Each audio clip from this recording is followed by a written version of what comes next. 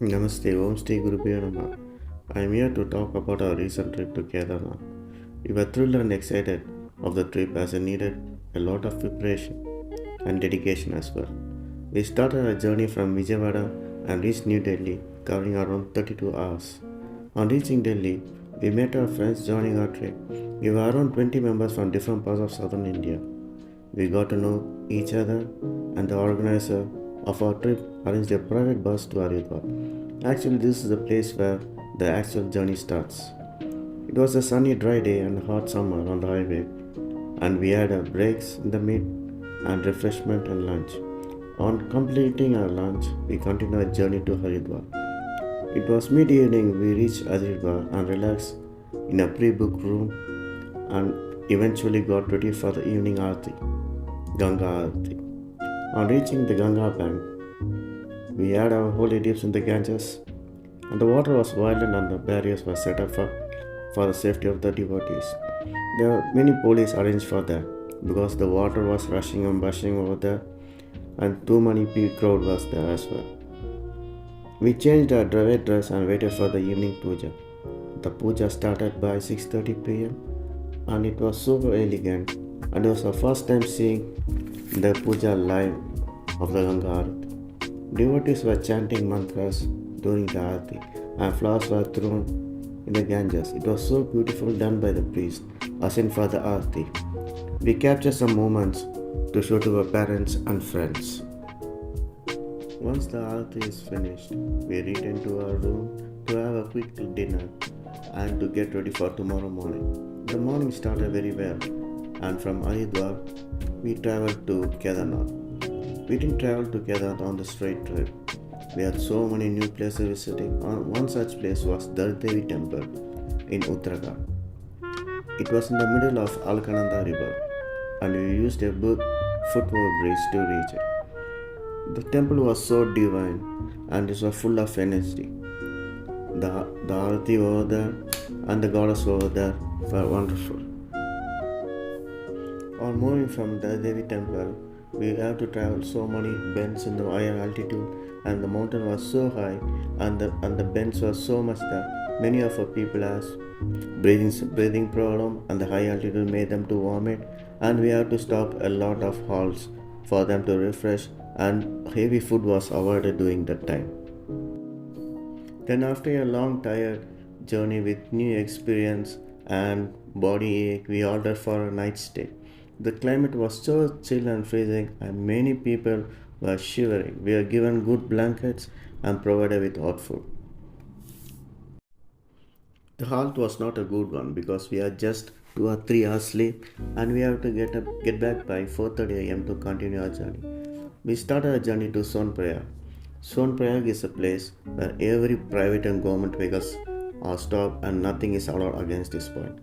From this point of getting down from our bus, we walked to the place where security checks were done by military personnel, and we had to show our identity card. And once we got checked by the personnel, we got permission to walk over the bridge on the other side to get hired by private local jeeps to continue our journey to Gaurikund. Gaurikund is the place where the trekking starts to divine Kedarnath. The trekking starts from 0 point at Gaurikund to 16 kilometers to reach Kedarnath temple. There were helicopters, horses, and dollies, and normal walking to reach Kedarnath.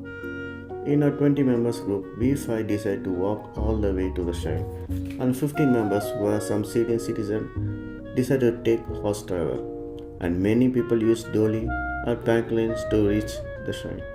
Prices of horse travel and dollies are fixed rate and have been booked in the respective counter. We were blessed to set our steps in the great nature of Mother Earth. The view was breathtaking and the out of world feeling. So pure air and the natural experience. As we started to walk, our weather started to walk with us, and it started to shower and again fall, and sometimes sunshine, and again started to rain.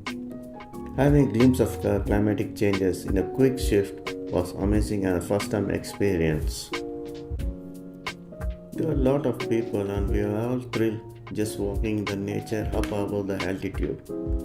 Then we crossed the Mandagini river that flowed in great hush and was traveling from higher region and was traveling through big boulders and showed what the power of nature to people.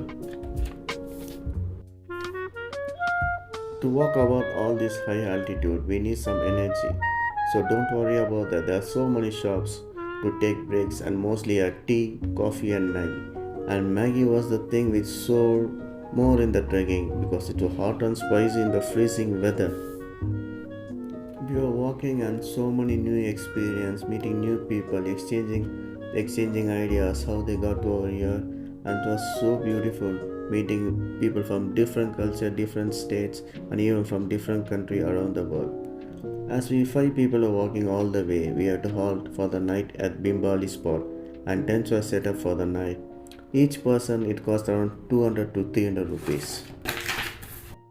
Spending the night in the tent in the open mountains, we got ready by 5 am and had to travel 5 kilometers to reach the Kedarnath base camp.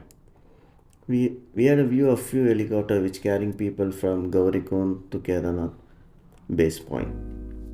During the walk to Kedarnath base camp, we saw the river was just melted into ice. It was frozen. Even the horses was trembling to walk.